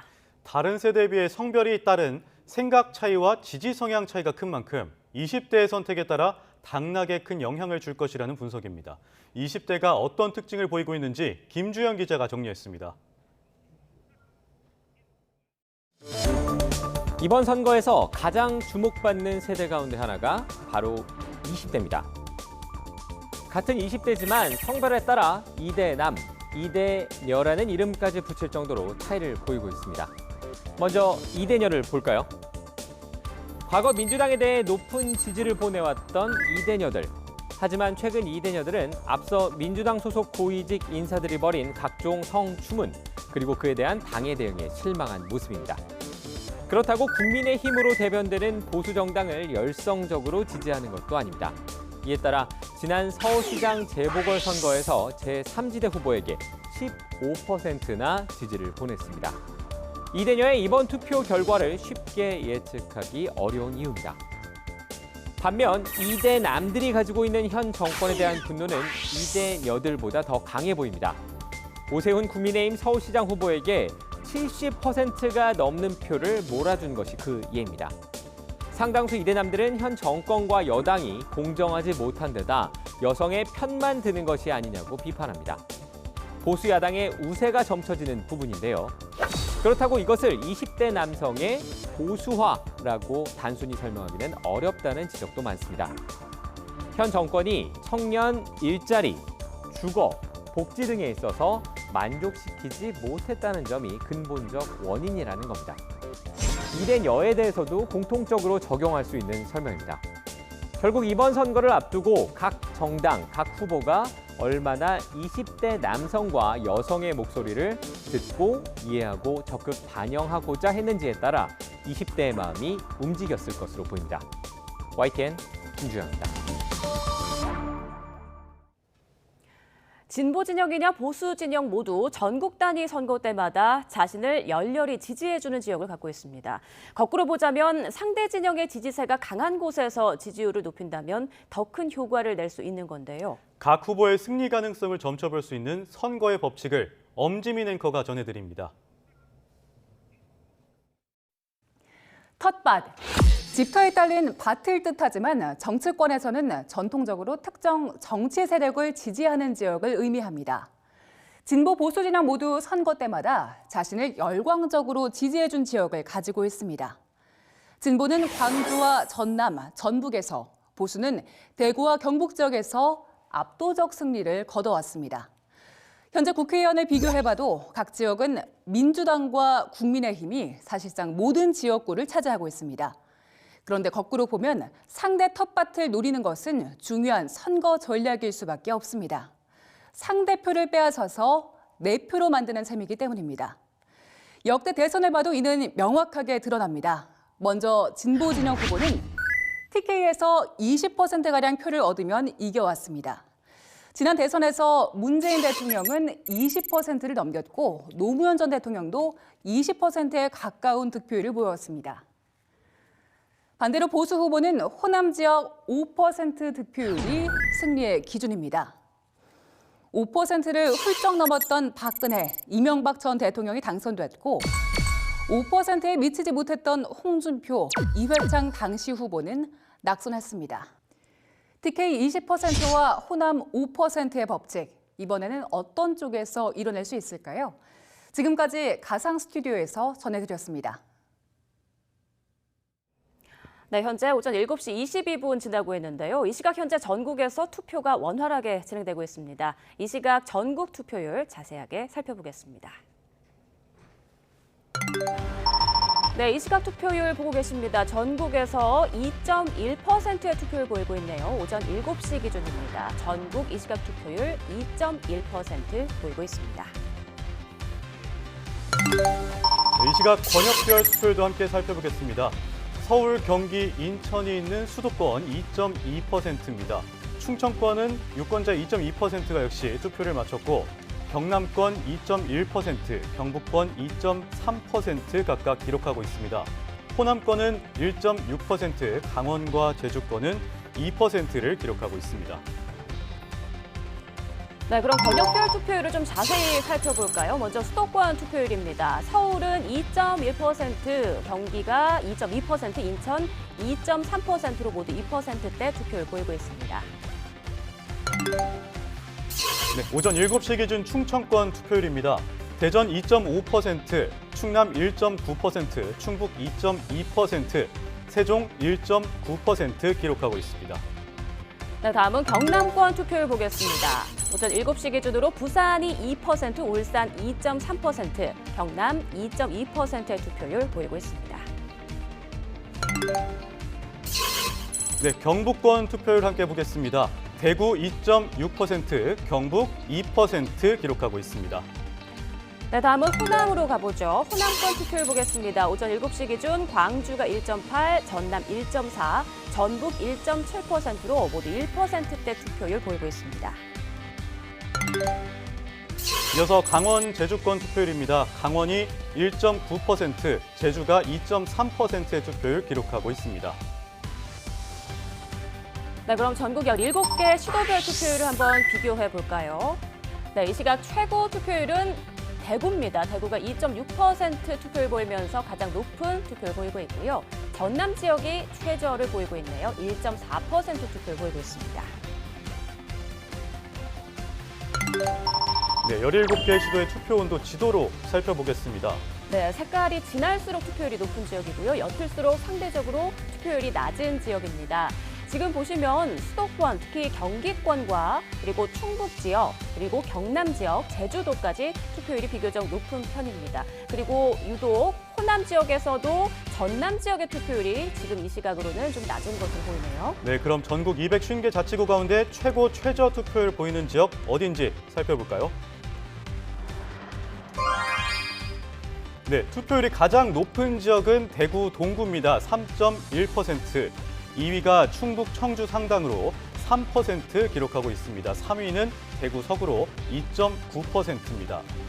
투표율 가장 낮은 지역은 전북 진안이 0.8%, 전북 순창이 0.9%, 전북 장수 역시 0.9% 기록하고 있습니다.